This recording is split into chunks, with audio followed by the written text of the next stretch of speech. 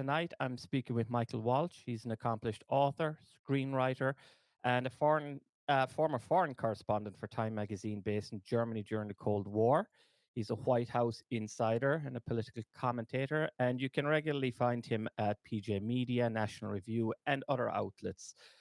He's a proud Irish American who reversed the historic trend, who helped is helping reverse historic trends by reclaiming his ancestral home in County Clare, and he's now focused on saving Ireland from its current woes and maybe even from itself. Welcome, Michael. Thank you very much, Dr. Lanahan. It's a pleasure to be with you. Yeah, absolutely. Michael, you were on with us last week.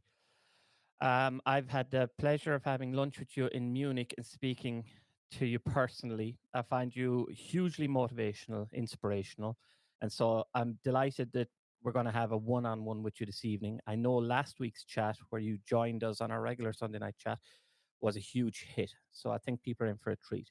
How about just to get us started, Michael? Can I ask you, how did you, so as son of a US Marine hero, whose dad brought him all over the US, end up in Ireland? It was actually, one of those second or third generation things. I was 23 years old, I think, and I got it into my head that I would like to know where my family had come from. So I wrote to my surviving grandparents, or all the ones that I could find, three out of the four, and asked them about their family history. And Mm. my grandfather Walsh wrote back to me and said that his mother had come from Lisdoon Varna. He wasn't quite sure of the spelling, but Irish aren't great at spelling anyway. So I managed to piece it together. And just because I was 23 and stupid, I got on a plane and I bopped around, and I think I went to England first, and I flew over to Ireland and got it into my head to take a bus to Lisdoon Varna on a cold, dreary October night and Wow. stick my head in a pub.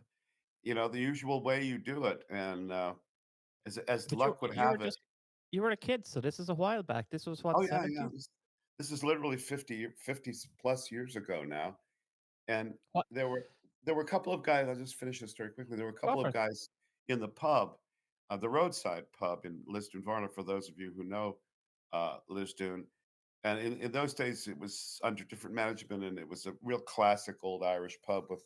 They looked at you suspiciously when you walked in the door, and I was obviously as foreign as could be. Mhm. And I asked a few questions, and they said, there's we know who you mean, the O'Briens. There's a couple of little girls out there who are headed back out. It's about 6 kilometers from Lisdoon out to the shore where my land is. And so I followed the girls. I walked out with them. They were young, 10, 12, something like that. And they brought me right to the door of Martin and Patrick O'Brien, who were bachelor farmers, who were my grandfather's first cousins. And I knocked on the door, and they looked at me like, "Who are you?" And I said, "Michael Walsh." And they said, "Malden?" And that's the name of the town that my family emigrated to, Malden, Wow. Massachusetts. And I knew I was in the right place. And that was it. Wow. So, did you have any, like, you must have had a profound sense of connection that moment because you're literally bridging the diaspora back to the homeland. Yeah, it was.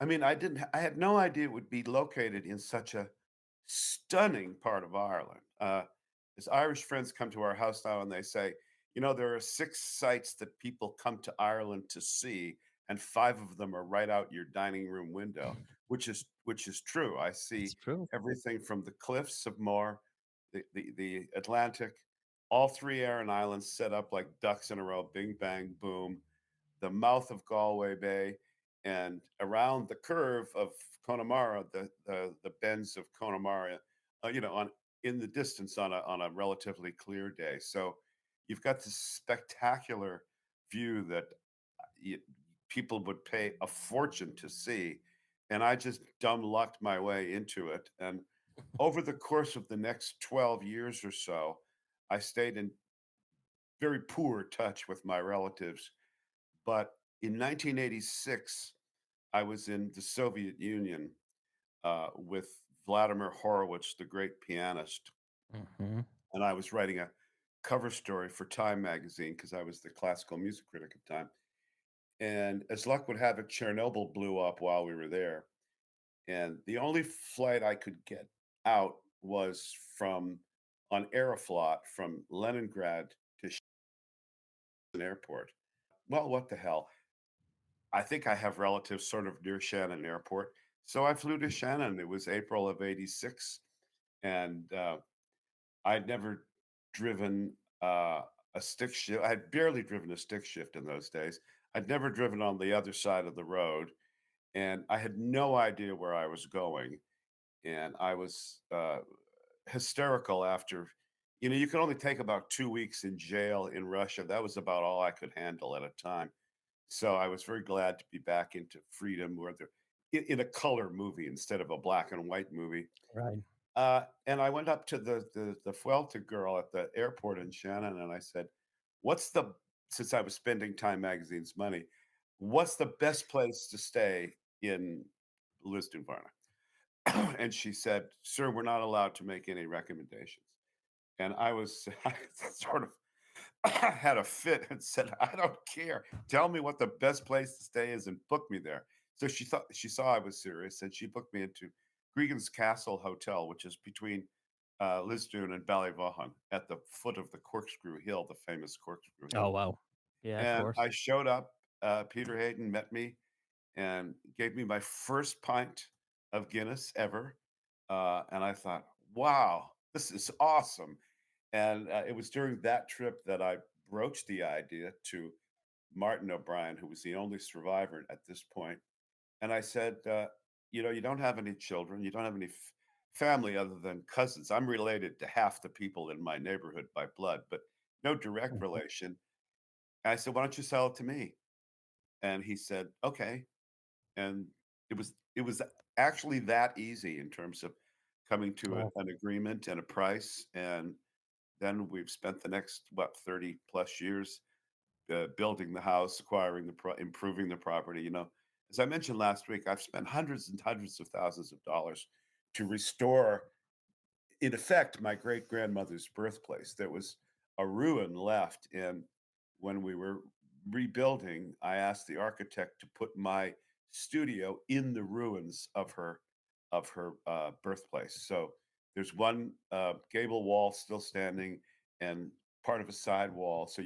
So it's preserved in her memory, Mary Doolin O'Brien Walsh, forever. And that's where we are today. I just spent a few lovely months there, and now I'm back here in my little village in New England, back to work. I'm from Clare. I can't give it out unfortunately here because there's too many lunatics, but quite Yeah. close to where you are. Quite close. I'm more mid Clare. I'm on the other side of the burn. Um, Yes. but just there, it's what strikes me when I listen to you speak is your clear connection, your passion, your love of your heritage of Ireland. There, even what you just said there, this leaving the wall standing, the memorial to, like we're talking. So, I'm skipping on here, but it's just I can't help but comment on it because we don't see that same connection with the people we're bringing into Ireland now because they can't, because there is no connection. Right. We can return to that when we speak about the diaspora, but you can put that maybe at the back of your head. Something that's struck me is you've been returning then from the mid 80s or living in large, long sections in Ireland. You've seen an awful lot of change. You've seen Ireland go from a third world nation to what it is today. Yes. In 2019, for PJ Media, you wrote a very insightful piece. You were ringing the alarm bell already then about Ireland's future. And if you don't mind, I'd like to just give back to you the 4 points that you had a critical eye on back then. And maybe Okay. you could comment on what's happened in the intervening 5 years. Were you right, wrong? One thing that jumped out was that, and we hear it there already in what you've spoken, you were very aware that Ireland was going through this clash, this uncomfortable clash of old Ireland versus new Ireland, and you were worried about how that was going to go and would Irish people stand up and be comfortable in their own skin. Another thing was you were worried about demographic collapse and then a reliance on mass immigration. I think we can already see that you were right on that one. And you talked about a collapse of faith and its consequences. And underpinning them all, there was this strong sense that you had a feeling that there was very much a sense of shame or a perception of being old fashioned, that people were, our politicians in particular, were trying to get away from. So, is there anything there that you've seen change over the intervening 6 years, or is there any point there that you think is particularly important in understanding modern Ireland? Yeah, I'll tell you an anecdote. I was flying home once, sitting next, probably on Aer Lingus. It was on Aer Lingus, so I was sitting next to an Irish woman. We were just chatting, and then she said to me, and this would have been in the '80s now. She said, "I feel like they're taking our country away from us." And I said, "Madam, they've already done that. The minute you were forced at gunpoint to sign that treaty, you were finished as a country, finished." And and I know the selling point was, well, Ireland's it's a backward place, and it's this and it's that. But now we're going to be modern. No, no, no, no. This was all wrong. When I sat down with my great uncle, uh, in his basically 2-room house with a stone dirt floor, with a room for the cows right next door to the living space, with one light bulb hanging from the ceiling. This would have been in '86. Hmm. One light bulb, no heat except for gas cylinder that he could put in the stove, and one window looking out the back of the house, but you couldn't see anything. It was a little tiny window tax era window, Right. right? And I thought, this isn't the 19th century. This is the 18th century. That Hmm. we're living in the 18th. He hasn't changed his clothes in 40 years. He hasn't. He dresses the same way. He and his brother slept in the same beat up old bed with the saggy Hmm. mattress. Uh, and I said to him, and my lawyer was with me, who's a very close personal friend of mine now. I said, "Martin, are you happy?" And he said, "Sure, I'm the happiest man in the world." That's right. That was old Ireland, and that That's right. wasn't good enough for the Celtic Tiger Johnnies with their shiny shoes and their new Mercedes, uh, Hmm. who looked at it as embarrassing and old-fashioned and icky, and they had to get rid of it as quickly as possible. And I was there for the Celtic Tiger, and I saw everybody, these D4 guys. I didn't even know about D4 in those days, but they're in retrospect, they're D4 guys Yeah. swanning around in their big cars that don't fit on the roads, by the way. But hey, they didn't care. They were like an occupying army. And I said to one of my friends, Ireland could take 1,000 years of poverty, but it isn't going to survive 10 years of prosperity. Yeah. That fake money is going to kill the country, and that is exactly what happened. Exactly. It is. It is exactly. I had good fortune, like as I said to you before, to go around to a lot of these old cabins with my father. Yeah. And it's exactly what you said there is true, as you know, all over Clare and all the way up along Galway down to Kerry, Limerick. You would have seen it all across the West, this exact same thing. And as you said, these old lads, they would have been looked down on with pity by outsiders, by many, Yeah. like, you know, Americans or whatever would come here. They don't get that they were as happy as could be. And you'd be accused of paddywhackery or whatever it is they like to call it nowadays, saying that, oh, that's, you know, misery porn. It's not. These people were, they had a certain, uh, I don't know how to express it really, but a spiritual or intrinsic happiness that just doesn't exist anymore. That you see that again in modern Ireland, where we're told we're much richer, and in many cases are much richer, but it doesn't seem to be translating into a spiritual or a cultural flourishing. No, I've never seen the country less happy. Let's put it that way. It's miserable, and it's Yes. made miserable by its racket government, who are almost entirely drawn from D4 and Wicklow. If these guys have ever walked down a country lane in Mayo or God forbid, Donegal. Uh, I doubt it. I doubt it.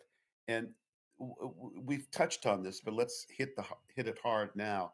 There's something about the place, Ireland. I like to joke that Ireland actually isn't really of this earth. It's a kind of magical place where normal rules of, you know, uh, gravity and everything else don't Hmm. really apply to it.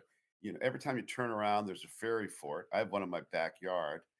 There's which is also an old Celtic ring fort, the remains of an old Celtic ring fort. And when I'm out there, which is where I buried the ashes of my younger daughter, I realize I'm standing on ground that has been occupied for thousands, not hundreds, thousands and thousands of years, and that there are dead people all the way down right there on that spot, Hmm. and it is calm and it is peaceful and it's windswept and it's magical.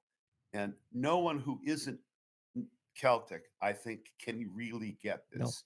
The Germans like it because, like Heinrich Böll wrote the famous Irisches Tagebuch, the Irish Yeah, diary. right. And Germans love the nature, as they say. Uh, as Dr. Lenihan knows, I speak fluent German and I lived in Germany for many years, so I'm Right. well acquainted with the Germans' love for it. But you don't really feel it. For the Germans, it's the mystical forest. That's what gets them. That resonates their soul. For us in Ireland, it's that mist. It's the fact that the landscape never looks the same. 5 minutes apart, it's changed. There are rainbows coming and going. They land in your backyard. Uh, it's truly stunning, and I think that resonates. And the so-called new Irish have no appreciation for that whatsoever. They see I this don't think dumpy they can little connect. country. The weather's terrible. It's always raining, for God's sakes. It's dark 6 months of the year. Uh, they're just there for the money. They're there for the free money and the fact that they're, quote, fleeing persecution, which is, as we know, a load of bollocks. Uh, Load of bollocks. they're there to take advantage of the naivety and the good nature of the people who are being literally killed and replaced by them and refuse to do anything about it. It's shameful. Michael, I think, like, without getting too esoteric or in here, but that again, I grew up in Clare. I know what you're talking about. I have this profound connection to the landscape, to the archaeology, to the history. I was an archaeologist. I don't know how anyone can grow up in the West of Ireland and not be an archaeologist, to be honest with you. But we have, as you said, this profound connection to the land, or we did. I noticed a change during the Celtic Tiger when they started driving motorways through everything, through the Hill of Tara and whatnot. But something Yeah. that has shocked me, and I don't know if you have a perspective on this, is that they seem to have done a terrific job of prying young people away from the land and from the landscape in Ireland.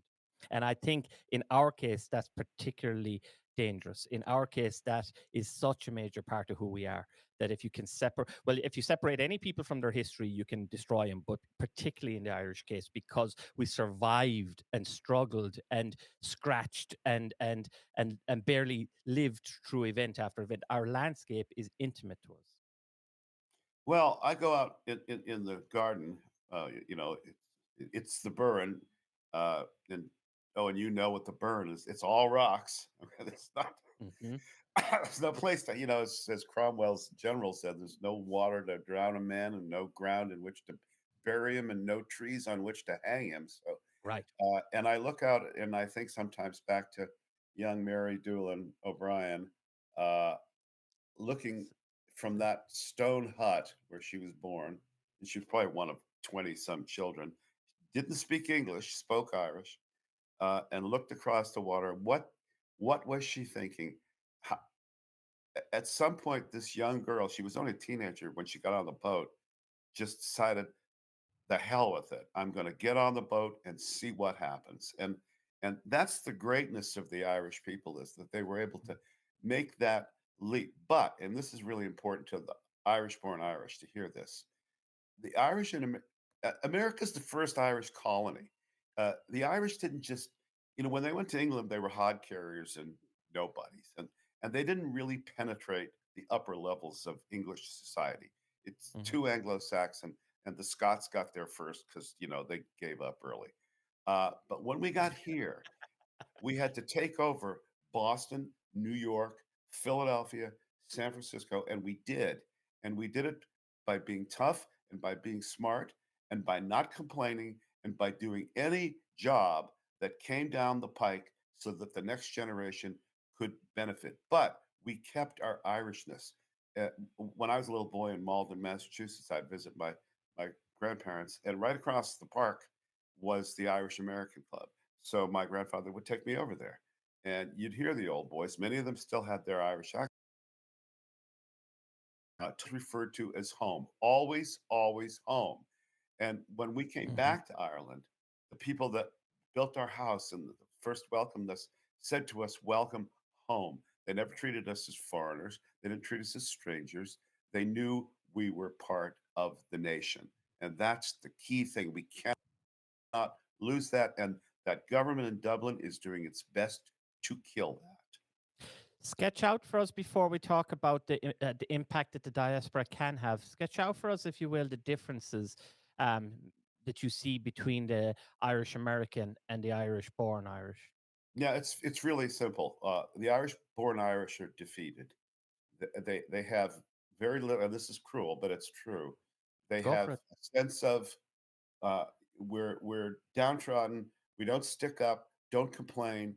Whatever's good enough. You know, one of my neighbors said to me the other day, he's a farmer and he's a brilliant guy. I mean, I enjoy his company as much as anybody I've ever met in my life. And he said, and yet, you know, Patty will grumble, but in the end, Patty will do what Patty will do, which is nothing. Right. Whereas the Irish came to America and said, "Oh, come on, you gotta be kidding me." And they took over. They muscled their way, they killed their way. They were the greatest gangsters for a while.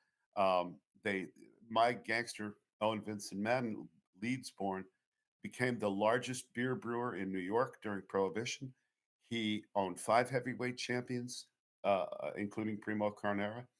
He was Mae West's lover, not a exclusive category to be sure, but he produced all of her shows on Broadway and took part of it. His best friend was a little German, half Italian, half German kid named George Ranft, who he took to Hollywood and made into a movie star named George Raft, playing characters exactly like him, Oni met. Raft imitated what Oni had done. Oni was very handsome and the first kind of superstar, gorgeous gangster, and everybody admired him. Everybody, and he survived gang wars and being shot up 11 times and blah blah blah, and eventually went down to Hot Springs, Arkansas, where he took that town over in 1935 and was mentor to let's see who's from Hot Springs. Yes, Bill Clinton. That's who was his prize pupil in Hot Springs, Arkansas.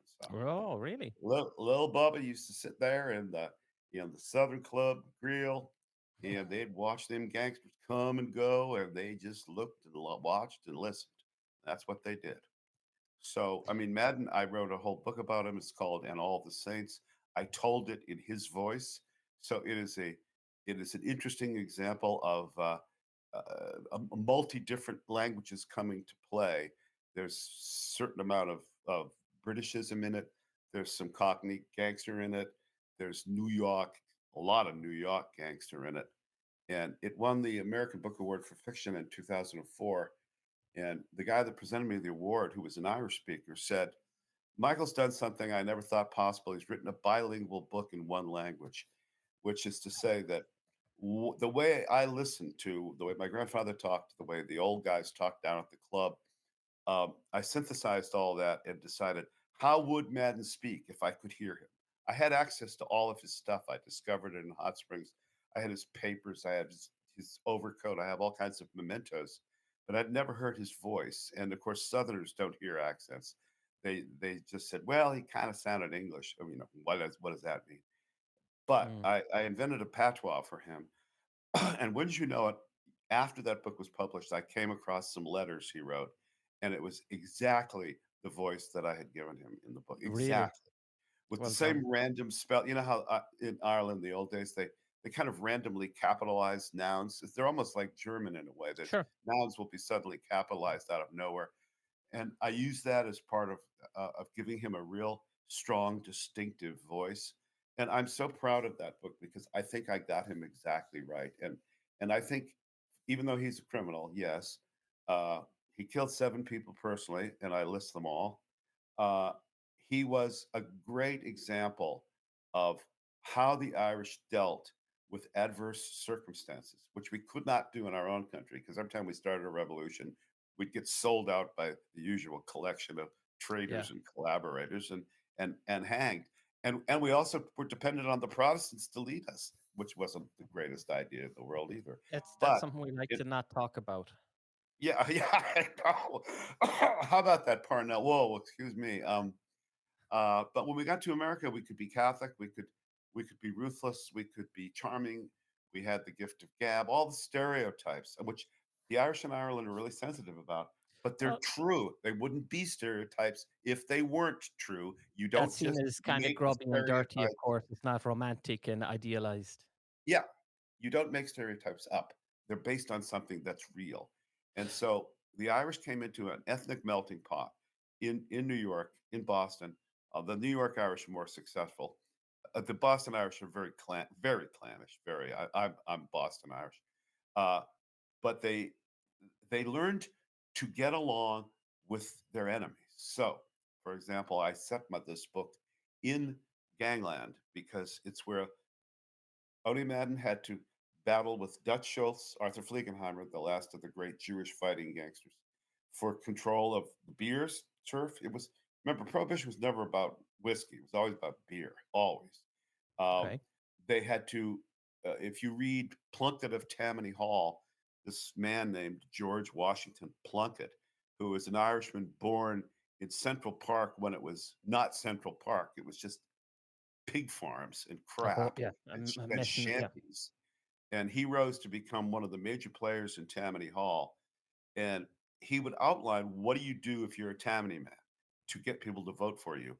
And it wasn't so much corruption. That was just part of the natural born Irish fun. But it was, I go to the I go to the Jewish weddings, I wear a kippah.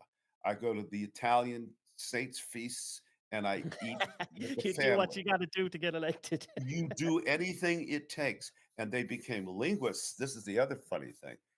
It's a little known fact. If you, I advise everybody who's listening to go find a movie called Taxi, Taxi exclamation point, I think, and it stars Jimmy Cagney, who, as you know, is an Irishman, half Norwegian, but we don't count that half, and grew up in Manhattan. Jimmy Cagney spoke absolutely fluent Yiddish, fluent, Really? because he grew up among the Jews on the Lower East Side.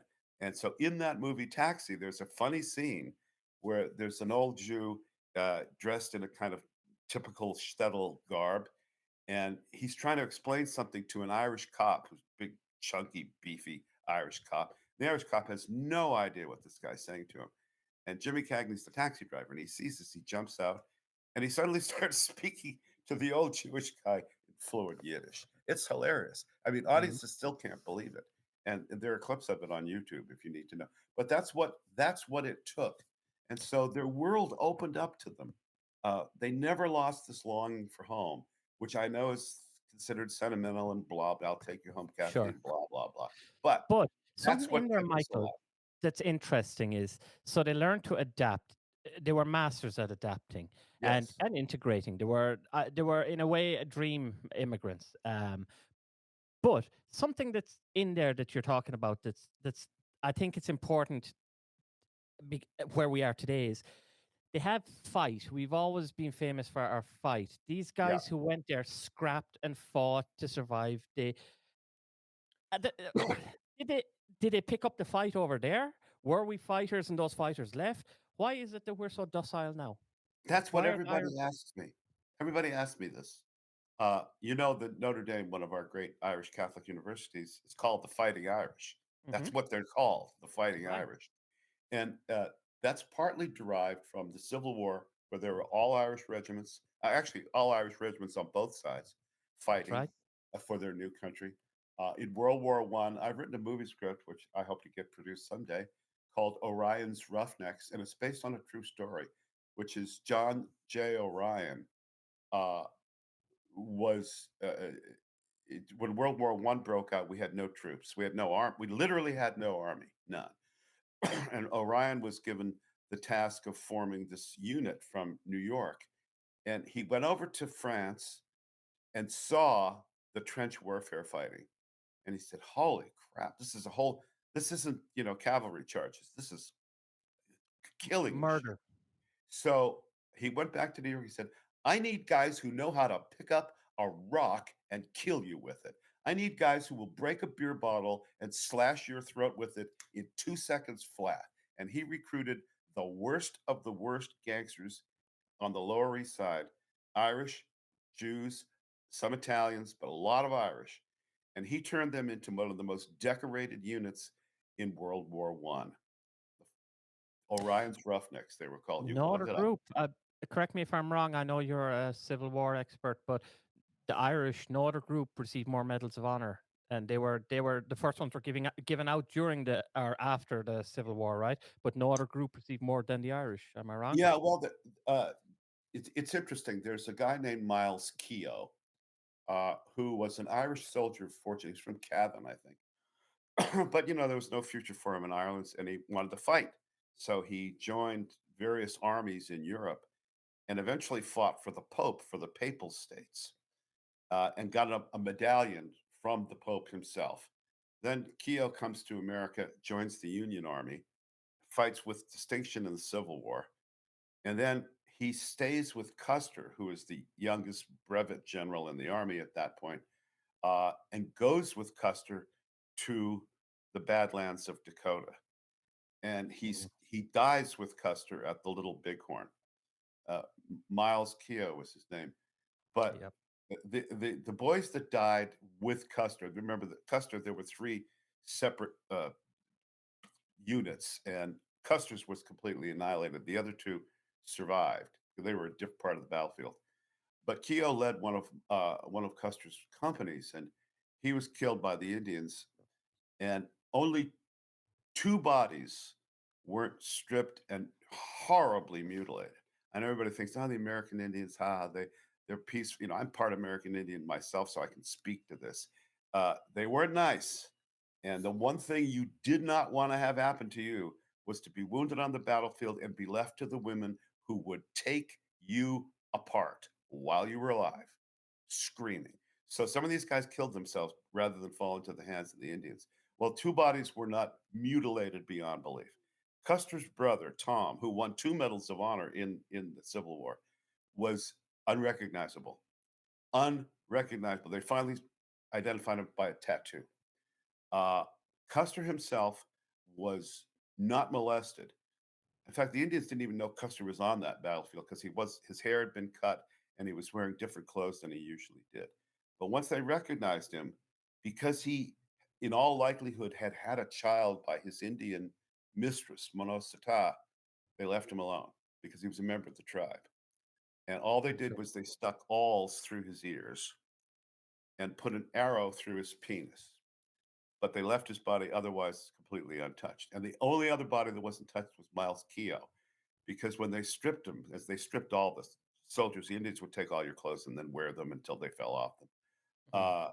They saw the papal medal and they said, "Big Juju, don't touch this boy."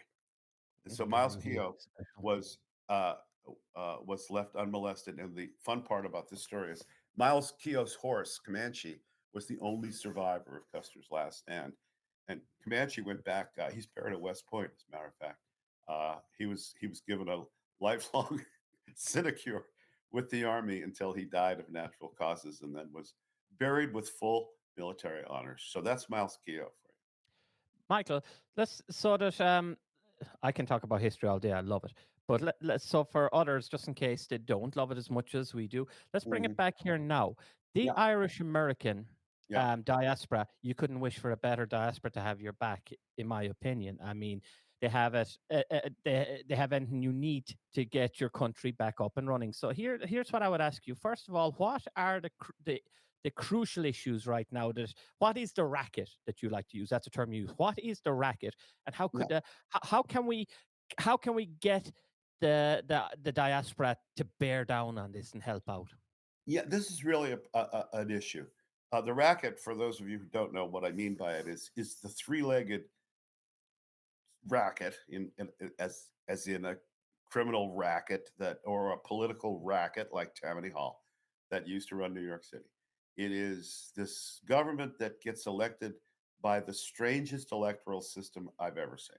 The Malta version of Yeah. democracy that somehow always ends up with the same guys back in power. Always does.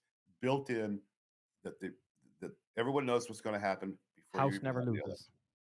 No, the can't lose. Two is the NGOs who are financed to an absurd amount of money by the Irish government to advise. You have all these ministers, none of whom knows the slightest thing about whatever the ministry is, and then has to have all these outside advisors.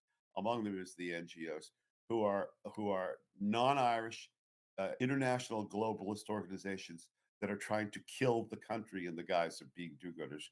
And then the third leg is the media, which is bought and paid for. Now, I must say, Hmm. coming back to America 2 weeks ago, it was like coming back to the liberation of Paris. I mean, there were pretty girls drinking Oh, wine out of bottles on Dupont Circle. There were guys I'm so wearing berets and jealous. suspenders. Everybody, flowers were blooming. The sun was out. It's amazing what has Oh, happened to the United States in the 3 weeks since President Trump was restored to his rightful place. It is amazing. And what we're finding out is that we were financing our own destruction through this USAID, which gave money to everybody, especially hmm, every anti-American group on the planet. And I want to know if there were any journalists in Ireland. Uh, where's this? Where did some of their money go into the pockets in Ireland? yeah, You know that it went to. Well, we know there was some DEI musical about yeah, transgender something. Uh, you have to have a free media to investigate the government. But when it's paid by the government, it isn't a free media. When the outcome of your elections is the same two clowns over and over again, you don't have a democracy. When you have non governmental organizations meddling constantly in your business, you're not free. So that's why I call it the racket. so that's the racket. Yeah. Now, do we all just become Irish Americans, and or is there a way to liberate Ireland? I don't really know. Honest to Pete, I hate to, speak up about this, but as I mentioned last week, I have skin in the game. I have my direct Yeah. family lives in Ireland. My grandchildren, I have three Irish grandchildren. I really care. I'm not just some Yank tourist who got this crazy idea about wouldn't it be fun to see the old country? Mm, No, no, no, no. No, we're committed to mhm. Ireland. And it's very, very important. I don't know how you beat that racket until you change that electoral system. I don't know how you do it because it's like Catch 22. If you ever read the Joseph Heller book about World War II, Sure. and the Catch 22 is two impossible things that are antithetical to each other, and therefore nothing can ever happen. And at one point, Yossarian, who's the hero, says, wow, that's quite a racket. And the Doc Danica says it's the best there is because it's an falsifiable proposition. You will always get the same result no matter how many times you swap, switch votes, switch this from this, make it side deal here. Oh my God, it is unbelievable. And what you just saw, and I know the lefties don't want to admit it, but you see how bad they are. You see that we've been living in the Truman Show for the last 30 years after from Obama on. And boy, if I ever see that thing of Obama at Obama Plaza one more time, I'm telling you. But we have dispersed this illusion that the left is powerful, that it's popular, that all of its crazy pet causes like transgenderism and DEI, George Floyd and Antifa, and everything inimical to society, it was all an illusion. It was That's right. astroturfed. And the American people, because we have a system that does allow for this, voted across the board for change. We want it all gone. And guess what? It's going. And that's a big deal. I wish Ireland had that mechanism to really let the people speak, but it doesn't. Ireland generally follows America, but 5 years later in terms of cultural trends and things Yeah, like that. So yeah. that is one positive, I guess, right? Another might be if not positive here, but what one thing I know from talking to a lot of people is that they share your belief, not belief. I mean, it's I think you can break it down very logically that it's very difficult for change to come from within. So Yes. I do know that a lot of people now are looking to see what Trump will do economically to see will that spur change either by forcing the hands of those who will never be out of power to stop with the nonsense, or maybe bring around a blip, economic blip that forces change. All economic wobbles bring change, political change, and so that opens the door to new parties. Well, I think if the Irish government, if the Taoiseach and Tánaiste, who for some reason are always the same guy, uh, if they had any sense at all, which they don't, I mean, you're the Tánaiste, former Taoiseach, former Tánaiste, former Taoiseach, uh, is a man who literally cannot do anything. He has no track record. He's a college dropout. He has no marketable skills. Zero. I'm talking none marketable None. skills. He's not even a good politician because he's so obviously such a weasel whenever you hear him Yeah. talk. And yet he's running the country. Why? Why? This is a problem. Michael, do you think Harris is? You mightn't have been up in it now because the last few days because you're back in the US, but Yeah. he's again come out giving 20 million to Hamas, Yeah. Gaza, to Yeah. whatever. Like he seems like the only way I can describe him is like Captain Ahab. He's determined to go down with Moby Dick and bring the country with him. Like, Yeah. what is the feeling in the US with this mania, this obsession here with him and with Gaza? Well, it's been noticed. We talked a little bit about this last week. Um, First of all, JD Vance is onto this. So JD Vance very likely will be the president of the United States 4 years from now and may Mm, well be president for 8 years after that. He is smart. He is common sense. He is all mhm. American. I like him because he's a former Marine. Uh, I have a good He's a friend great who's guy. very close friends with JD who speaks super highly of him. He's a guy who came from nothing. I mean, nothing, if you've ever been to Mhm. Appalachia, who wrote a best-selling book, got made into a movie, hasn't turned his head. He's married to a beautiful woman. He's on it, and he is very disturbed by the Irish hate speech laws and by their open anti-Semitism. This is Oh, not it's the so place. it's really on his radar. He's yeah. And the other thing that's on their radar is you see all that money that's sitting there in Dublin, that Yep. could disappear tomorrow. Tomorrow, if Trump says I want these businesses repatriated, auf Wiedersehen to the slush fund that the Yeah. racket lives off of, which is How all likely that is money that, that's Michael? parked over there. How likely do you think that is? Because I see that as one major trigger for change. Oh, So, I think how it's likely do you think that could likely. be? I think it's likely. I do. I think it's likely. I really do. And then what is Ireland going to do? I mean, this, for example, just to show you their contempt for you. I live way out in the west. Uh, my grandchildren live in Dublin, Dunleary. So I have to drive over to see them all the time. Well, now they've changed the speed limits arbitrarily and punitively for the people that have to drive Yeah. be- by the people who don't have to drive, who never go anywhere, and who ride around in taxis, between Wicklow and I guess it isn't Dublin Castle anymore, but it might as well be Dublin Castle for all that they care about the people that they are under their control. Why was that? Why did they change the speed limits? On what planet does that make any difference other than punishment? Absolutely. Well, I think it's very difficult to argue that anything other than they hate rural people and the west of Ireland after the Yeah, past 2 weeks. Look at the mess. yeah. They didn't care. They didn't show face out at hurling games, rugby games, laughing it up. Give me a break. I'm surprised they just don't come out and drop trowel and moon you. I mean, when Ben Scallon or some other smart guy asks them a question, they just laugh at him. They laugh at the people. They don't Hmm. care. If you, how much more contempt do they have to show for you? How much more? How much more can you take? They might as well just come out and Um, give you the finger. Michael, Aidan's going to skin me if I don't let him in, but I would Okay. also like to invite anyone up to ask you questions here Yeah, because yeah. I won't be hogging. I can't hog the mic anymore. I know people want to ask you questions. Aidan, do you want to jump in there first? Hi, Owen. Sure. Yeah. Do you hear me okay? Yeah. Yeah, yeah. Mm-hmm, mm-hmm. Yeah, there's a few people. I'm just keeping an eye on the hands in the audience, and one person's already messaged me say, "Don't go away. I'm just going for something to eat. I'll be back. I want to ask that man some questions." Mhm. So there's people looking to get at you, Michael.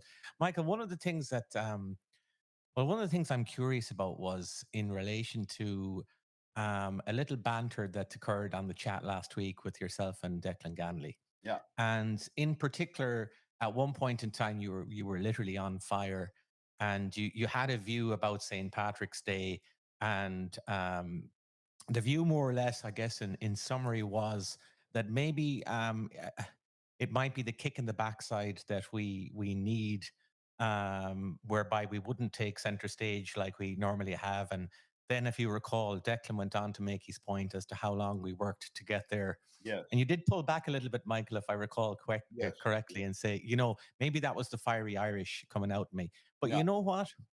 Many people in the audience, I think they agreed with you. Mm.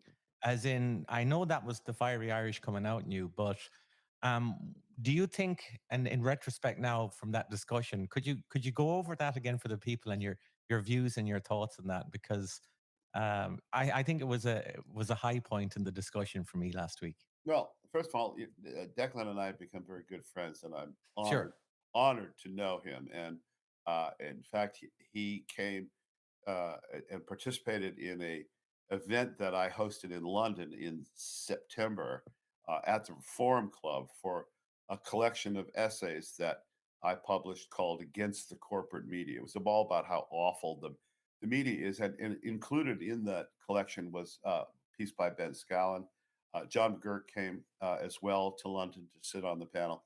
So I have the highest respect for Declan, but I think I disagree with him as a one-off. I think uh, the anti-Semitism thing cannot be underestimated. Uh, there's nothing funny or amusing about the Occupied Territories bill. It's none of Ireland's business. It does no good for anybody, and it is pure virtue signaling. And the fact that the president imposed himself at a Holocaust remembrance thing to crank his organ about the Palestinians is a complete and total disgrace that will be a long time living down. So I don't see any reason for the Americans who have such a close relationship to Ireland. Look at the names of our congressmen. You'll see bunches of Irish there, and you will have seen it throughout American history since the Civil War, since the famine.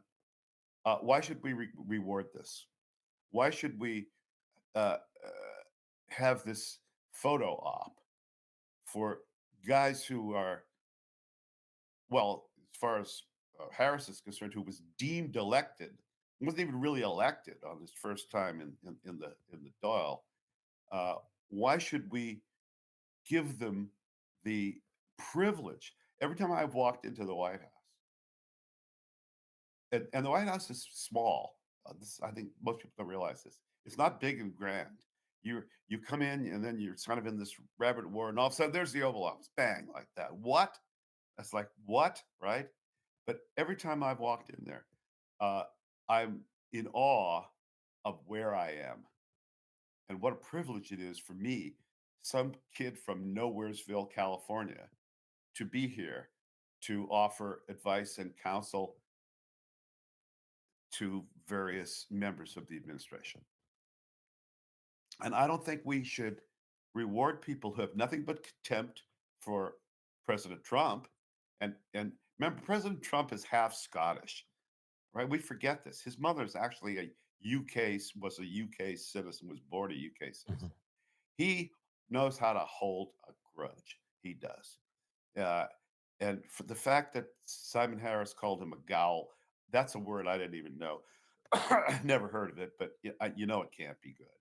And the Sure. fact that Martin with that hangdog look on his face all the time, like, what is my master telling me? I can't quite understand him. Uh, for them to, or for Martin to come over and pretend to be our friend, I mean, really, there's words for that. So I wouldn't be terribly sorry if they decided we're just too busy right now and maybe next year. But in the meantime, back channeling via the State Department, clean up your act. You're a disgrace to all civilized people. Stop it. That's the message Absolutely. I expect they will get. Absolutely. Or guess what? Facebook, Google, hello New York City, hello Nashville, Tennessee. Ain't gonna be in Dublin no more, and all that money will come right back to it. We're certainly on the radar, Michael. There's no question Yeah, of that. Not just from Howard Lutnick, but even and not just. And I see a most recent article today in the Telegraph where Howard Lutnick actually pretty much was quoted saying, "I actually hate your government." yeah. And so definitely we're in the on the radar. And in addition to that, the secretary, the secretary for Treasury, Scott Bessant, also fully aware of Ireland's sovereign wealth fund, which has about 8 billion in it, of which already they've allocated 2 or 3 billion for the Green New Deal, which Oh, is taking a backseat. unbelievable. And Declan's absolutely right, by the way. Mr. Gatley is absolutely right. You voted the Greens out miraculously, and yet all these horrid rules and laws that they passed are still in place. And what does that tell you? It tells you the racket really wanted to do that, but they needed cover. So they pinned it on the Greens and then they threw them overboard in the next election. But are they going to change those rules? Why would they? Why would they? I love my Yeah. diesel car. For example, I love my diesel car. I have a Volkswagen Passat, runs on diesel. I can go back and forth to Dublin 2 or 3 times on a single tank of diesel, right? Drives like a dream, doesn't harm anybody. I'll give you an example of this mentality. Maybe you guys can help me on this. So I'm at my gym in Ennistimon, and there's an outdoor hot tub, which is very pleasant all year round, right? And you sit there, and there are people who are regular gym members and people who are hotel guests and all sorts of things. And you're sitting there and you strike up a conversation. And I said to one couple who were visiting from somewhere else in Ireland, I said, "Isn't this great? I'm really thinking about getting one of these for my house." And a lovely couple, lovely couple. And the woman looked at me and she said, "How are you going to heat it?" Yeah. How are you going to heat it? I said, "Well, maybe a generator, maybe electricity, maybe what about the planet?" She said. Oh, for I God's said, sake. "Wait a second. Wait a second. We're on this little island in the middle of nowhere. It is the world's biggest fresh air factory right out our door. It's called the Atlantic Ocean. It blows fresh air in 24/7. Nothing we can do will change anything about anything." But the fact that her first instinct would say, "Well, how are you going to heat a little old hot tub?" tells me, boy, the poison really sank into the populace. But when you have a monolithic media, that's Yeah. all they hear. What do you expect them to think? Yeah, absolutely. That is at the core of the problem, which you say that you one of the, there's two things I wanted to ask, and then I'll leave it over to Owen and some questions, Michael. The other thing is the whole revelations in relation to US aid, and I'd love to just hear a little bit your opinion on what's happening, because I mean, for starters, I mean, it's not like US aid has been completely destroyed in name, yes, but it will effectively move into the hands of Marco Rubio, right, into the Secretary Yes, for State, right? yes, So what we're hearing about now are all, and he will, as a result, probably become one of the most powerful Secretary for States ever, yes. with this new thing. So what are your thoughts on this? I mean, I know they're obviously cutting out huge fraud and wasteful aspects. But what about its impact on foreign policy? Do you think that will just continue as usual, or what do you think is going to happen from here? Well, I two things. One is I was never a big Rubio fan until till recently. I, Yeah. I met him once years ago. He's a very, very well-spoken man, um, interesting guy, but I thought he was like a little too ambitious for his own good. But when Trump selected him as Secretary of State, I thought, okay, well, we'll see. That turned out to be an absolute masterstroke. For one thing, we have a lot of problems in our own hemisphere here that go back to the Monroe Doctrine. And the Monroe Doctrine, for those of you who don't know what it is President James Monroe, one of the first 5 presidents, issued a warning to Europe to stay out of the Western Hemisphere. This is our sphere of influence, and you can just bloody well bugger off. And so that has held for a very long time until relatively recently. Jimmy Carter, may he rest in peace, gave away the Panama Canal. There wasn't even a country called Panama until we invented it so we could build the canal. So you didn't have to go from New York to San Francisco by way of Tierra del Fuego, right? So you could actually just cut through. The ships could move. So Rubio, because he speaks fluent Cuban Spanish, he can speak to literally everyone in South America except the Brazilians who speak version Portuguese uh, in their native language. So he's not some Anglo coming down to bigfooted around former Spanish colonial possessions. He's actually one of them. He's got all the right markers to be able to interact with these people. And then look what's happened. Panama rolled over immediately, as they should have. This new president of El Salvador, Nayib Bukele, what a Bukele. hell of a guy he is.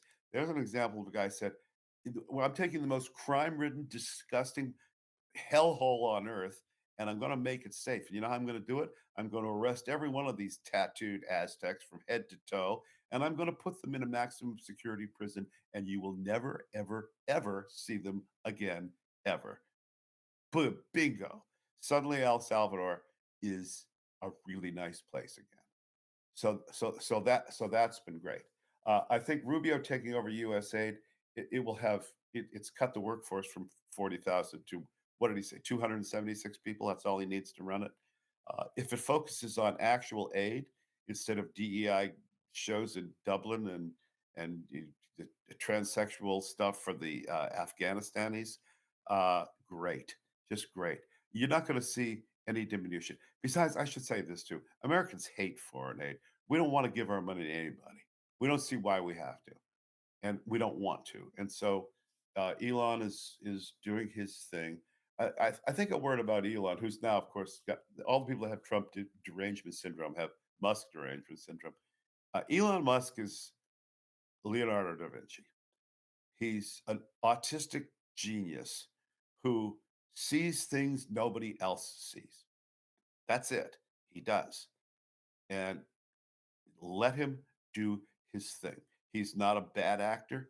He's a strange guy, but he is clearly was elected. You're hearing all this notion about Elon Musk wasn't elected. Trump must have said 1 million times, I like this guy. He's going to be on my team. We're going to look at every penny the federal government spends and chop as much of it as we can. Everybody voted. Literally everybody voted for that. So that's what I think about that. Okay, Aidan, will we let Mark in? Yeah, sure. And I believe Morris is coming back in as well. I'll keep an eye out from. Yeah. But And Mark, go anybody ahead. else who wants to ask a question, just request a mic there and I'll let you up. But Mark, you've been waiting a long time. Thanks for your patience. Oh. And what would you like to ask? Oh, it's funny, but hi, Michael, by the way. I know Michael. He talks about so many things. I could sit here and converse with him for a long time. It's I know what you mean. he brought up diesel engines. I that's a subject near and dear to my heart. The diesel engines are so phenomenally efficient. The only shame is we can't get enough diesel fuel out of it's only a fraction of every barrel of oil. But if everyone drove diesels, we would be like, I mean, barely using any energy. They are amazingly efficient. And the efforts to ban diesels here in California, where I live, is the craziest damn thing. It's so crazy. We want to ban all the diesel trucks, and then he mentioned the Elon. As somebody who works in the DoD world with a lot of civil service, I think I just want to make a quick comment before I ask my question.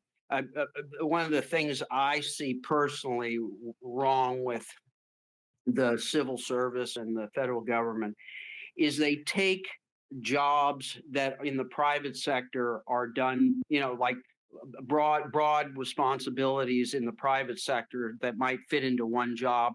They divide it into 10 jobs or whatever, 5 jobs or 10 jobs in the federal government. And so people have these tiny, narrow responsibilities.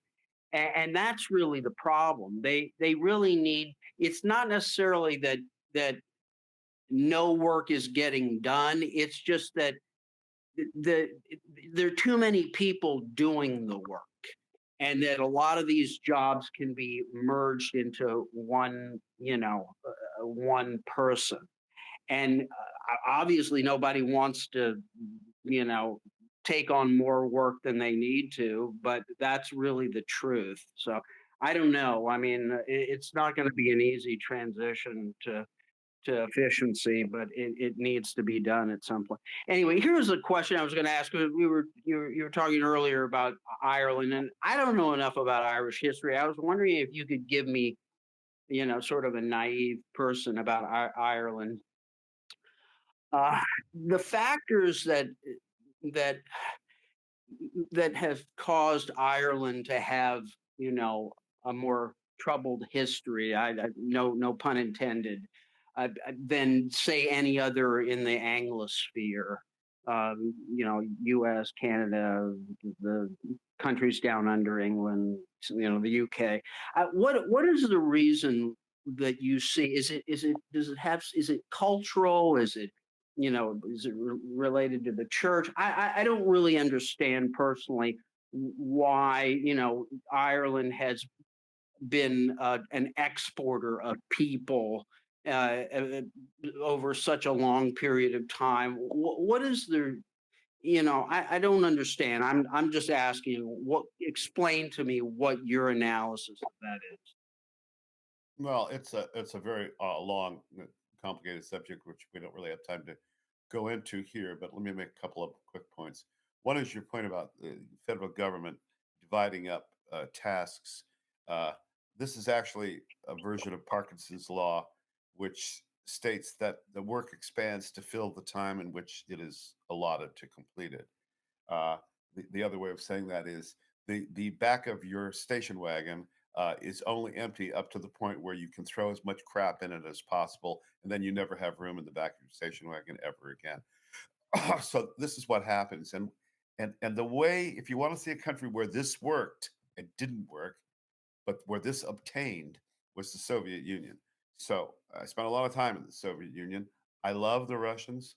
I admire their culture. I admire their music. I think their women are gorgeous. There's nothing I don't like about the Russians except they drink too much and the men are totally defeatist. But when you did something, anything in the Soviet Union, you went in and said you wanted to go to a shop, you wanted to buy something. So first you had to get a ticket. And then you would show your ticket to the babushka at the door. And she would observe the fact that you had a ticket and maybe tear it a little bit. Then you would go and present that ticket at the counter where they were selling the hat or the pair of shoes or whatever it is you wanted to buy. And the clerk would take that ticket and then he would bring out the shoes if they were in, which of course they never were, and he'd tear your ticket. Then he'd give you back the shoes on the ticket. And then you went to the exit and there another babushka would check your ticket again. So 3 people were involved, fully employed by Soviet standards, in checking your ticket. And that's what we lost. Well, in my new book, A Rage to Conquer, the last chapter is about how we lost the Battle of 9/11. I would go further and say we actually kind of lost the Cold War because that institutionalized bureaucracy came and found a very comfortable nesting place. As far as Ireland is concerned, I would just say the very simple version is it's been a slave state for 800 years since the 12th century. We were foolish enough, yes, to invite the English over to sort out one of our interminable squabbles.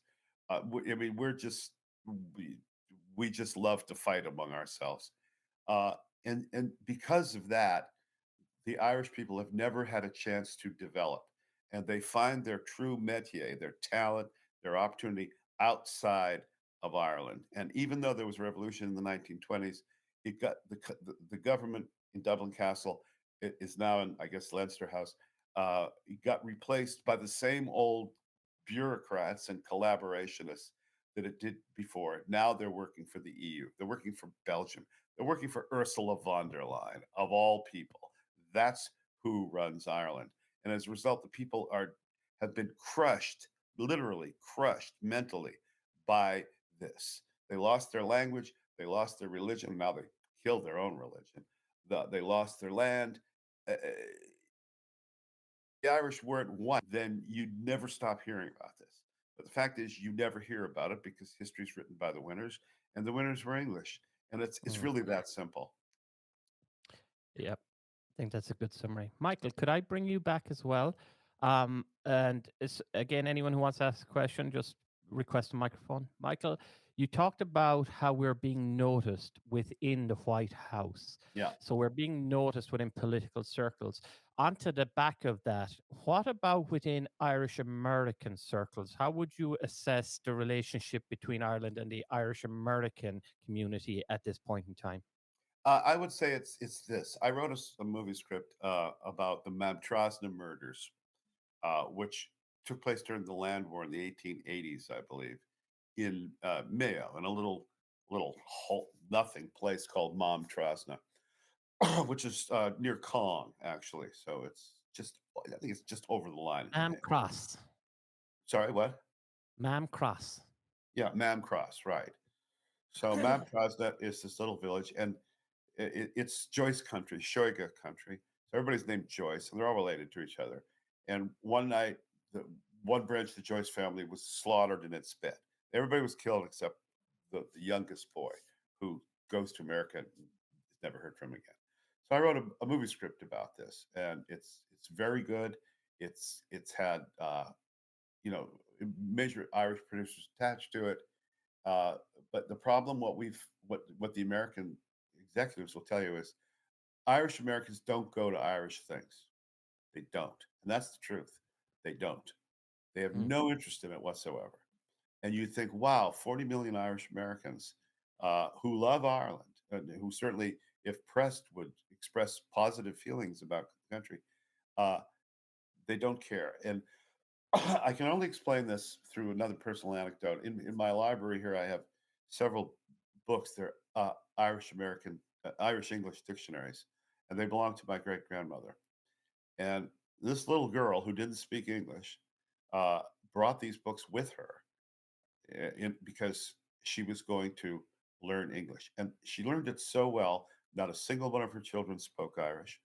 She never, ever, ever talked about Ireland ever. And one of my aunts, one of her children, obviously, who lived to be 100, was very, very healthy, living in Boston throughout her life until the very end. Anyway, one day I had her over at our apartment in Boston, and I said, "Tell us about your mother. Did she ever talk about Ireland?" And my aunt Alice looked at me. She said, "Mama never talked about Ireland. Never talked about it. It was dead to her, dead." And I think that is a very strong feeling among Irish Americans. And the fact that their love for Ireland is not requited, is rejected, is thrown back in their faces, and that the Irish government should ally itself with Ireland's existential enemies is they go, okay, the hell with these people. The hell with them. That's increasing, you feel? That's how I see it, yeah. So again, this is a massive problem, obviously, if we're trying to look for ways out here too, that if we're shedding our own diaspora or if we're making enemies of our own diaspora, it's a disaster. Yeah, that's a bleak, quite a bleak statement for us lovers of Ireland, Michael. You know, to think Yeah, that. I'm a critic. I've been a professional writer since I was 21 years old. I always speak my mind. That's one thing that I am the most proud of my career as a writer and a critic and a thinker is I just tell you what I think. I may be wrong. I may be wrong from time to time, rarely, but maybe. But I tell you exactly the way I see it because there's Well, no point you need to sugarcoating. know where you stand. No point planning and dreaming if you're building on foundations of sand. Yeah, yeah, exactly right. And I'm happy to have an argument with anybody. I am Irish. I'm happy to argue with anybody about anything, anything. Uh, but I don't think that Ireland shouldn't take our love for granted. It's been pushed. Uh, Mm. it's been shoved back in our faces uh, at the highest levels of the Irish media. You hear they make disparaging remarks about us all the time, because they think Mm. it's paddywhackery basically, and we have Well, you these see it in sentimental the moments. mockery of popular culture here too, and it's something I really hate. I grew up around. We had tourists in our house constantly. Just again because of just quirk of my upbringing. We Yeah, had, I had from birth, I was around Americans and particularly Irish Americans, and there were, again, they can verge into schmaltzy, but they are the most genuine people that love this country. They're so excited to be part of it, and you too often just see it mocked, yeah. ridiculed in so-called RT comedies, and this kind of in popular culture, and it's something that always bothered me. I never see it embraced. Oh, and I never see it embraced. I see it only mocked and made fun of. They don't, It's and that tells you that the Irish here don't feel connected to the diaspora there, and that's a huge problem now. well, I think I mentioned this last time, and I've had other people tell me this is that one view, and it's legitimate, is that you come back and now you got money. It's the field, right? You're Tom Berenger. You come back and you've got great clothes and you've got this fabulous car, and all you want is this stupid piece of land, and the old farmer won't give it to you. You, hates you for your success and your presumption and your Mm. arrogance and everything. That is one of the most greatest Irish plays and a great Yeah, movie. absolutely, and movie too. It's Yeah, phenomenal. It's it's absolutely amazing. fantastic. And the final reveal is so powerful because now you know why he's not going to give that field up any more than I'm going to give mine up Mm, because the mm, child is buried there. That's why. that's right. And these passions run very, very deep. And I just think that for a lot of the Irish who stayed, we were the ones who ran out on them. We abandoned them. We decided, okay, we're going to leave you poor buggers to your fate, and now we're going to go. And the streets are paved with gold in New York or Boston or San Francisco Mm, or New Orleans, where a lot of us went. By the way, New Orleans had a big Irish community. There's even a neighborhood in New Orleans called Irish Channel. Uh, and okay, so the heck with you. We resent you because you left, and we resent your success, and we just don't want to hear about you anymore. And I think that's a strong factor. You guys tell me you're there more than I am. Yeah, so Michael, that's interesting because I spent 8 years working in the United States across 38 states. I had a wonderful opportunity to travel in the US with NCR Corporation, who I was working for at the time. And for me, I may have to be honest and say I had a very different experience of that. And as I traveled around the United States, I met so many people who would ask, where's that from? Where's that accent from? I would tell them Irish. And then the Mm, first thing they were going to tell me was about their grandparents or their yeah, grandfather or something like that. And it appeared to be a very warm welcome and a warm feeling towards it. So that was obviously between, well, the years between, say, 2001 to 2010, let's say, approximately. Are you saying, well, was that my imagination? Has it changed? Or was it ever there? Or was it fake? Or no, was it just I think anecdotal? it's very genuine. Oh, and I think Americans are very friendly. This is one thing. I mean, as I say, I've lived almost half my life in Europe, but Americans are very friendly. When I was a young reporter, I was actually amazed. I mean, I was just suddenly thrown into life on the streets. I was a police reporter at the age of 22. Murder victims and dead junkies in bathtubs and God knows what, right? And a woman who I remember this very poorly. I had to write an obit of a man who fell off a sailboat in Lake Ontario and died. And his wife literally came into the office to see me and said, I think he was murdered. He never would have done this. And I didn't have the heart to tell her. He was on the boat with his buddy and their two girlfriends. And he got drunk and fell off and died. And that's what happened. So I talked to this woman. I talked to everybody. And what I found was I was very shy when I was in my early 20s. You could walk up to any American and ask him a direct question. Simple. I know Europeans find it odd. We go, oh, hey, what line of work are we in? Yeah, well, I'm the this. Yeah. Oh, okay. Does this pay well? You know, we always ask about money. We always ask about money. It's the standard by which you can judge 340 million people living in the same country. It helps place you in so you know who you're talking about. I think Americans are terribly open and terribly friendly, especially when you get into real America. Not, you know, I live in an right now. I'm in a village that was founded in the middle of the 18th century, so by American standards, it's quite old. It looks like a village that was just built around the late Victorian period. All the houses are just beautiful examples of Victorian architecture. But New England is cold. You know, it's usually it's snowing and it's the usual freezing sub-zero by Celsius standards temperature. But I like the people here. They just aren't going to be out of their way to be overly friendly. Whereas, Owen, maybe you were down south.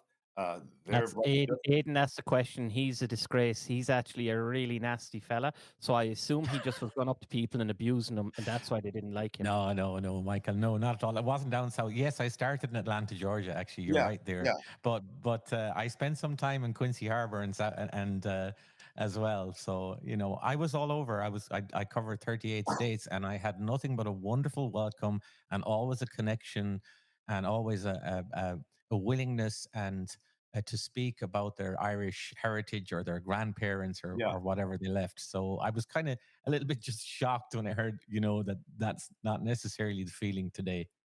No, it's interesting. Just one little anecdote about that. A lot of times you'll meet people, Irish Americans, and they'll say, "Oh, I'm from Ireland too." I say, "Great, where are you from?" That's it. You know what they'll always say? Cork. Always, always Cork. They're never from anywhere else. Cork. And I said, "Probably not. You're probably not from Cork." What happened was Oh yeah. they got on the boat in Queenstown. That's right. And because the Irish are extremely literal minded, especially when they're thinking in some form of the Irish language, uh, they hear that question is, where literally did you just come from? It was Cork. But you didn't ask them the question of where did your family, you know, what county are you from or what village were you from? So they always say Cork. It's so 40 million people here are descendants of people from Cork, according to us. It's funny. Okay. Michael, we have two people who would like to ask questions here. Yeah. Morris, would you like to come in first? Yeah, sure, Owen. How are you doing, Morris? Have you a question there for Michael? I do, and I also have maybe an idea of. I had to leave for about maybe 20 minutes for food, but he was talking about how Aiden to. called us. Good for you. He was talking about something about how to change. Is there? I think roughly how to kind of reverse all these changes, and there is a way. Switzerland have a process, and it's something like. It's like a referendum mechanism, a citizens' referendum mechanism enshrined Yeah. in their constitution. So, you know, when you think of all the damage that has been done to this country, you know, like we had a referendum to abolish birthright citizenship in 2004, and it's like, you know, especially with the 2020 court case with Ivana Bacik, she just completely gutted it. She used the fact she used the Good Friday Agreement in '98, the line in it in relation to it guaranteeing anyone born on the island of Ireland the right to Irish citizenship. So she was able to use that to gut that referendum. So in a way, it would possibly have to have a look at rewriting that section in regards to the Good Friday Agreement, which would require the consent of both people in the north and people in the UK, which I think wouldn't be too hard. But also, like we have to look at changing the citizenship. You know, it's too like one of the, I have a few issues with Alan Shatter, and one of those is he lowered it from 8 years to 5. But like we have no citizenship test like you have in the States. Like it should, like in Malta, for instance, it takes about 18 years to get Maltese citizenship.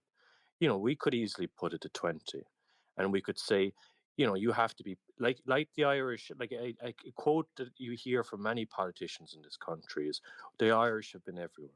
Well, we didn't go to America. We didn't get a council house, and live off the American taxpayer. No. You know, when we came during the famine.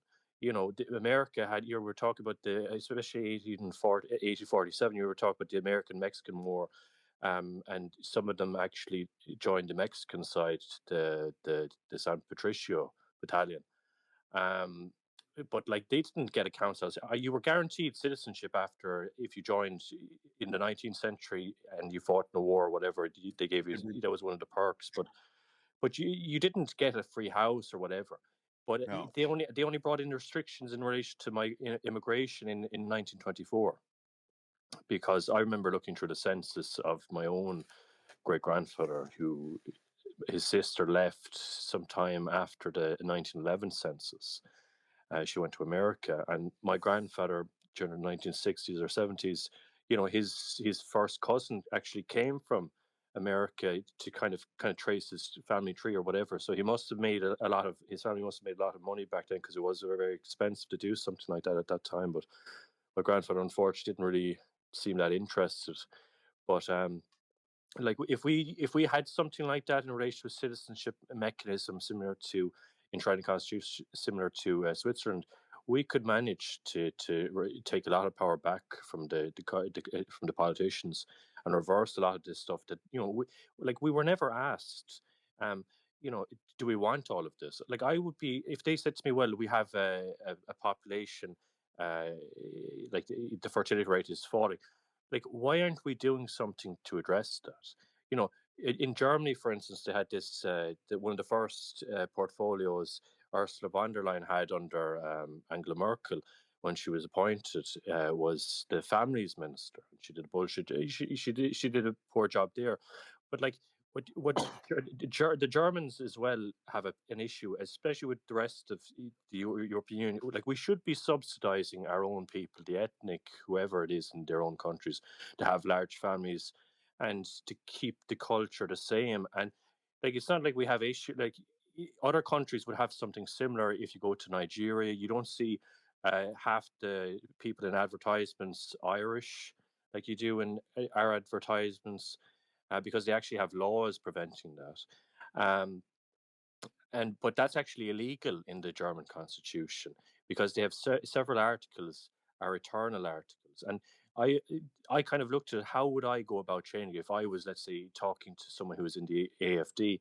And the only way I think you could get rid of those internal is either a coup, which I'm not saying I support, but the other alternative would be to have some sort of a EU-wide European treaty, something like Lisbon Treaty, which would allow the likes of Germany to rip up those eternal clauses, and to allow the Germans to actually encourage people to have maybe 6 kids. Ethnic Germans have 6 kids, and to kind of try and discourage the non-ethnic Germans from having, too many kids. That way, you can reverse the demographic changes in those countries. Because, like, I'm not saying I have an issue with, but like when you look at, for instance, the guest people who came from the guest workers, from the Turks, for instance, 3/4 of them voted for Erdogan. And people say that, oh, they've been integrated. What that doesn't say to me that they've integrated. They're voting for that lunatic. No, I think you raise a good couple of points there. I would say this: Ireland is current, as I said on Twitter, I think yesterday, ruled by a dictatorship of dunces. This ministerial system is horrible.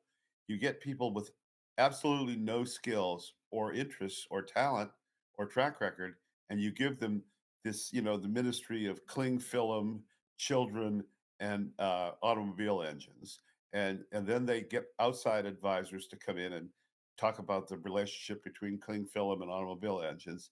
And meanwhile, they issue edict after edict after edict, upon which there is no check or balance, apparently. And so you have a system that the racket runs itself. As far as the ethnicity question, this is really what we kind of started today about. There's a difference between the nation and the state. The Irish have fetishized the state.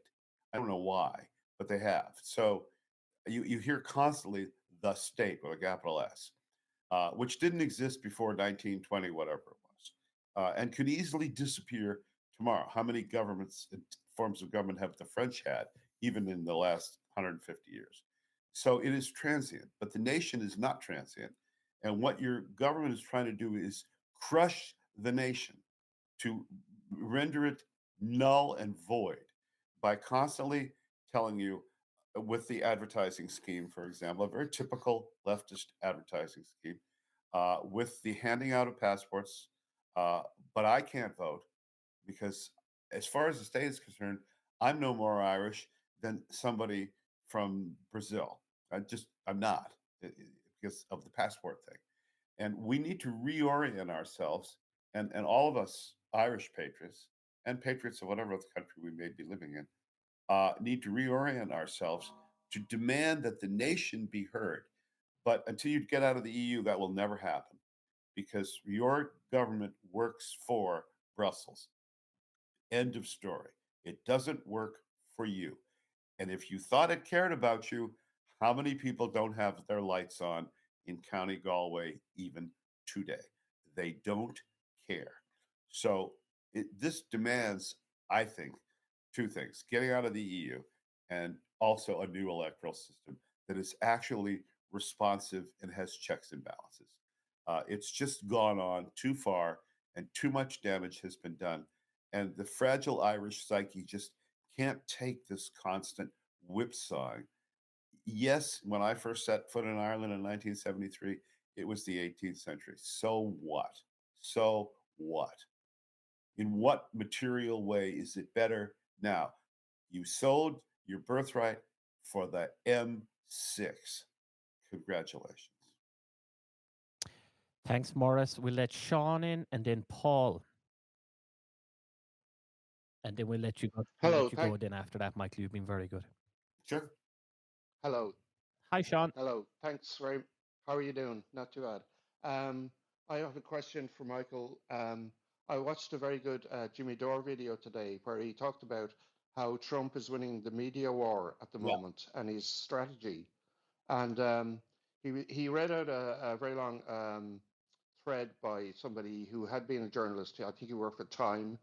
And he was talking about how the media is so controlled in America that it's from the top down, Yes. you know, and it's all the narrative is totally controlled at every stage, and they get they hire journalists who are going to be compliant with the whole system, right? And ultimately, the media communicate with the deep state, but basically, at the top of the power structure of this narrative control system is basically the military. It's the Pentagon and the CIA, right? And this system has been in place for a long time. And but the Trump's strategy for combating this is to just overload the system. I think he wrote about 100 executive orders on his first day, and he's been writing loads more ever since. And he's just throwing stuff at the system, and the system can't cope with it, right? Yes. Because there's so many stories. Oops. They're all Sean, you just cut out there for us at the very end. Would you mind just just finishing that last piece there for Sean again? okay. Sure. Sorry, I just wanted to say, you know, at what point did I cut out? Was it Trump's strategy is to just throw everything at it? He wrote 100 executive orders on his Yes. first day and all of that, and the system is just in meltdown. He can't cope with all the information stuff that's happening. What do you think? Yes, I think that is. I mean, I spoke with Trump people in October, and I've had dealings with them off and on since the first term. And my first recommendation was that at 12:01 p.m. on January 20th, decapitate them, strike every single one of them, and eliminate them. General Sherman, who was General Grant's right-hand man during the Civil War, famously said, the most merciful thing you can do in war is crush your enemy as quickly as possible. Scorched earth, not a tree left standing. And so that they know they are defeated. And then you can be magnanimous. Grant was famous for magnanimity after he got unconditional surrender. So what the president is doing, I'm sure I'm not the only person that advised this, believe me, he has got people in there. And he, as I said, Musk is this kind of strange autistic genius who is relentless and never sleeps. Apparently, he seems to be on Twitter 24 hours a day, like he doesn't have the other things to do, like going to Mars and fixing the US government. The strategy is to demoralize them. And I see from my friends on the left, on Twitter and on Facebook and elsewhere, they're very upset because they're watching their world crumble. And what we found out is it was all smoke and mirrors. They have really no popular support. They have a way of buying votes, and they have, like Tammany Hall did, they have a way of motivating have-nots. They've identified themselves with government. You don't vote us out because we give you free stuff. That's basically the Democrats' platform. As I famously said on Twitter and elsewhere, the Democrats are a criminal organization masquerading as a political party, and they stay in power to stay in power. So what the president has done is quite smart, and he knows they're going to sue, they're going to complain, they're going to stamp their tiny feet, they're going to, go on Twitter and like poor Chuck Schumer, who has his still hasn't quite learned how to approximate being a human being yet, trying to start chants, which is something he's completely congenitally incapable of doing. We're going to let that play out. And one last thing about the birthright citizenship. For me, I'm not a lawyer, but neither was it. Very few of the founding fathers were lawyers either. P.S. So it's very clear that refers specifically to people born in the United States of American parents. And the way you know this is that the birthright citizenship did not not apply under any circumstances not to American Indians. Not. Now, they were born here. They were here before the white man got here, but they were not American citizens. The children of foreign diplomats who were born in the United States were specifically excluded from citizenship. And the 14th Amendment was to give the freed male slaves the franchise. That's it. And so, yes, it says any person born in the United States, but subject to the jurisdiction thereof. And that clearly does not mean pregnant Chinese women joining tour groups from Wuhan to fly to San Francisco and give birth the following week, just to have an American citizen. Next question, please. Michael, we have Peter Paul Guy, and just for everyone in the chat here, in case you aren't following Peter Paul Guy, make sure you are. He's at the very, very top of the Irish Twitter pile. Paul, welcome. Thank you. Hi, Michael. Big fan. I've been listening to you all night, and everything that you said just resonates so much. And I am a Cork man, actually, like a genuine Cork man. I was born in Cork City, but I had a question for you, Michael. And then the more you talked, I had another question, and then I had another question. And now I think I'm just going to just speak and give some thoughts, because I'm a little bit confused, but it's nothing got to do with what you said. Like what you said about Ireland is like, it's really true. Like for all intents and purposes, Ireland, it does not operate as a sovereign nation. It does not control its borders. We are an open border nation. We are essentially, I've said it before, if you think of the EU as like a corporate structure, like the Irish government, they're just mere middle managers at this stage. Yeah. And all they do is just transpose EU law, and everything is coming down from the EU. They're very unprofessional. They're incompetent. Like basically, Irish Times journalists jump up and down, the NGOs jump up and down, the academics jump up and down, and Irish politicians, they just react on that. they've stopped listening to the people a long time ago, you know. And like you know as well that the media in Ireland, like they're essentially being funded now. Like they cannot survive financially without government support. Like yesterday, there was another 5.7 million euros granted. The Irish government set up its media regulator to enforce the Digital Services Act. It's basically going after free speech in the EU. This Yeah. media regulator, also a big part of its remit is directly funding Irish media. And then it's pushing kind of critical race theory, identity politics, diversity, etc. No, So now the government. that commission has got to go. That's going to be Oh a my God. condition of dealing with Ireland. Is no more commission mean or whatever it's called. Go ahead, sorry. Yeah, like you were in the Soviet Union. Like this is Pravda level stuff. Yeah. Like it really, really is like it's not conspiracy theory or anything. I've been watching this now for years. So essentially, Ireland is just it. Like it is just like if you just go right underneath the surface, it is just a completely dysfunctional state. And it just the entire progressive liberal establishment needs to be dismantled. I'm quite a positive person in general, so I'm not nihilistic or I'm not an anarchist or anything. But I want it like and like I don't mind saying it, I work as a technical support engineer for like a large American multinational. Yeah. It pays my mortgage. I want the entire multinational sector to be pulled down in Ireland because I just do not see us benefiting as a nation from all this money. In fact, it's the opposite. I see this money like flown into NGOs, flown into media, flown into all the organizations that are tearing our society apart. So this is the like I've had this opinion for a long time, and then I listened to you today, and then you were talking about this 40 years ago, and then you were talking about how Irish people were with the British, and then I was thinking I was like, actually, Irish people, some of us are our own worst enemy. Like it doesn't matter. Like you could take away all the multinationals, there'll still be the traders within. Yeah. Yeah, definitely. Yeah, so that's only one element of it. Then I got a little kind of excited with Trump because I was thinking, like Ireland, like the Irish Times like to talk big and Irish politicians like to talk big, but we're just a tiny little outlet. Like, nobody really takes it seriously on the global stage. So I was hoping like pressure from Musk and JD Vance would kind of, and then, like what happens in America, eventually filters out over here. So I was hoping that would happen here in time.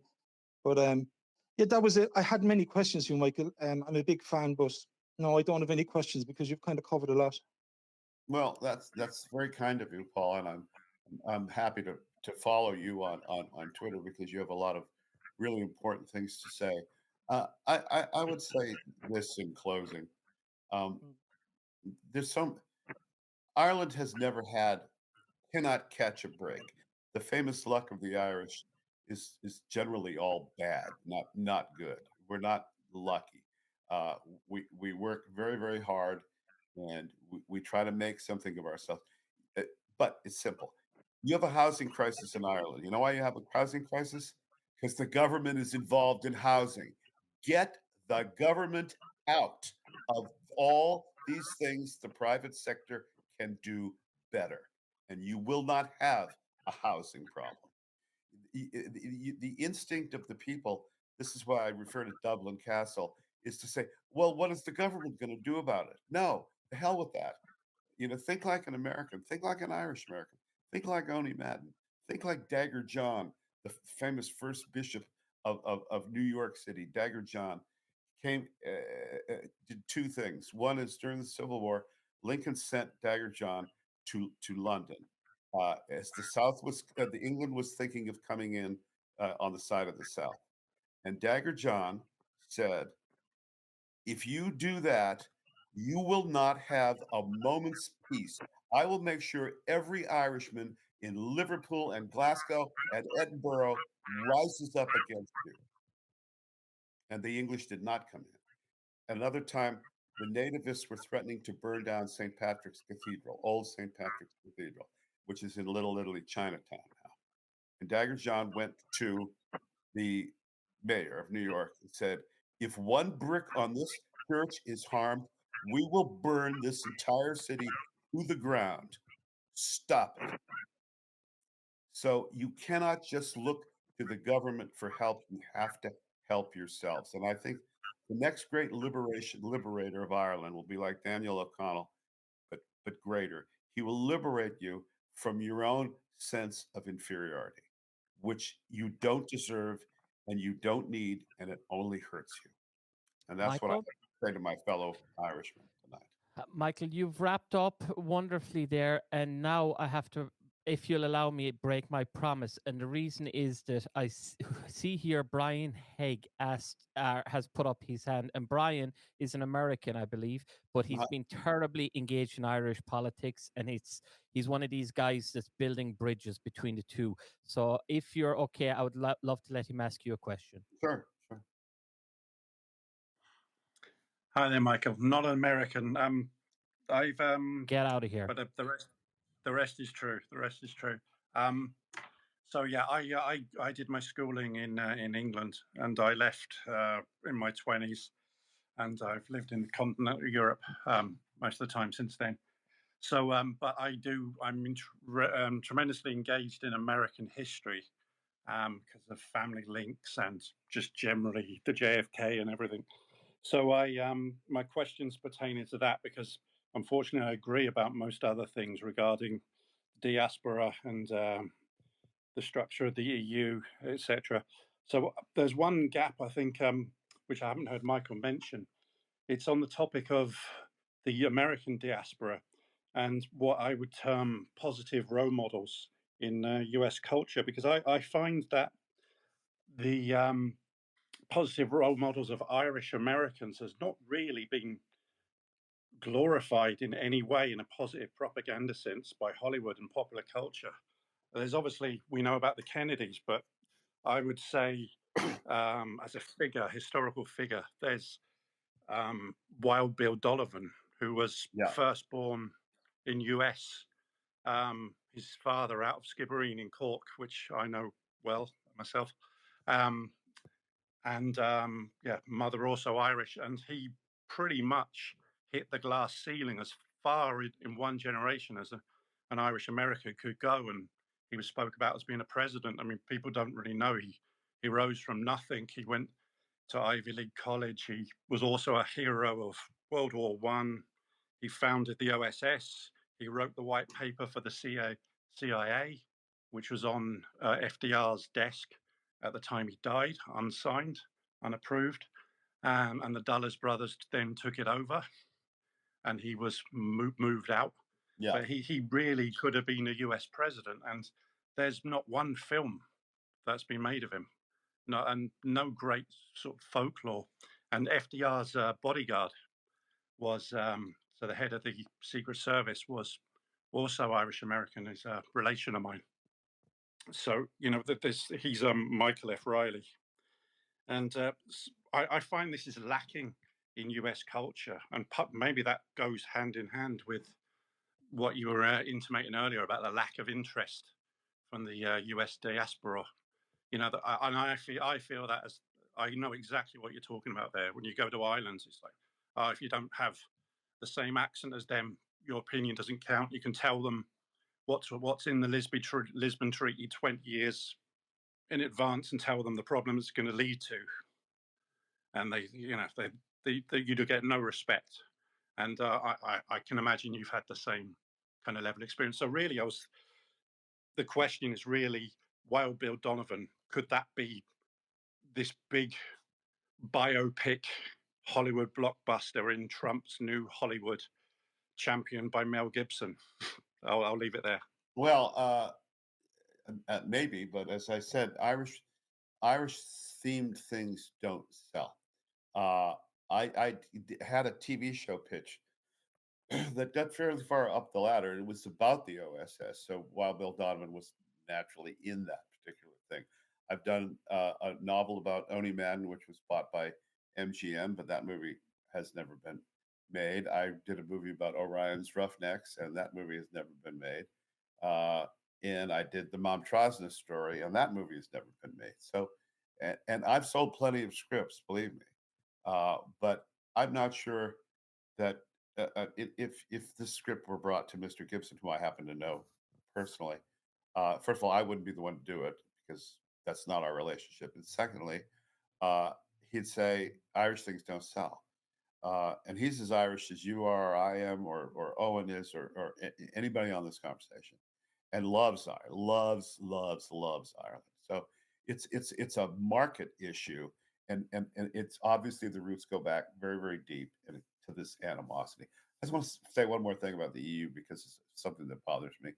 Joining the EU is suicide, but we all got that now. What Ireland is to the EU is a backwater for it to dump its mistakes. Uh, you have to go there to get there. It's not on the way to anything. It is now dependent on the European Union for money. So as usual, it's Patty needs to ask Big Brother if he'll lend him a few bucks till payday next week. And the fact that the EU doesn't care about Ireland, doesn't care about the people, doesn't care about the history, doesn't care about the nation. It sees it's, you know what it is? It's empty space. That's it. That's why you have not plantations, barracks going up all over the country. Barracks. Why? I don't know. But that's what they look like to me. And I was born in a Quonset hut. So I know exactly what they look like. It's a very dangerous position for Ireland to be in. And it's very doubly dangerous now because, as I say, you are run by a dictatorship of dunces who don't have your best interests at heart. And I hope even this late in life, this has become a very important issue to me, and I'll do whatever I can to help. Brian, thank you so much, and apologies for misnationing you. Michael, you've been a gentleman. Thank you for staying on so long with us. Again, for everybody, Michael, take your pick from all the books he's written, but mine, what is in the post for me, is Last Stands. Why Men Fight When All Is Lost. And he has a follow-up to that called Rage to Conquer, 12 Battles That Changed the Course of Western History. I can't wait to get mine. I've been watching. I saw a video you did recently speaking about it, Michael. Your latest one sounds unbelievably exciting. I think if we all could do with a bit of a pickup and a bit of motivation, those books should be just a ticket. Michael, thank you so much for being on with us this evening. Sean, Brian, Paul, Mark, everybody who asked questions, thanks so much. And Aidan, is there anything you'd like to add before we let Michael go? No, other than to thank everybody, and especially the speakers and everyone who stayed and listened. It was fascinating and fantastic listening to Michael. I've watched a number of his videos on YouTube, and as they say in Ireland, Michael, I think we have our work cut out for us. We do indeed. Stop it. Stop it. Hi, we just got him to agree to help us, Aidan. He says he's going to pitch in now. So listen, Michael, get ready. You've got work to do. Put your boots on. Yeah, All right. I've got another book in the War series that just signed. So there'll be a third volume in this series, and it will come out in about a year and a half or maybe two. It's called The Wrath of God, and it's about religious warfare through the history. So throughout history. So that'll be tons of fun. Sneak an Irish one in there, Michael? I may sneak one in there. Yeah, I just might do it. We'll see. Excellent. Again, make sure that you go and check out Michael's books on Amazon. All available and all good prices as well. I was thankful to see that we don't have to order here through Amazon USA. They're all available from shipping EU.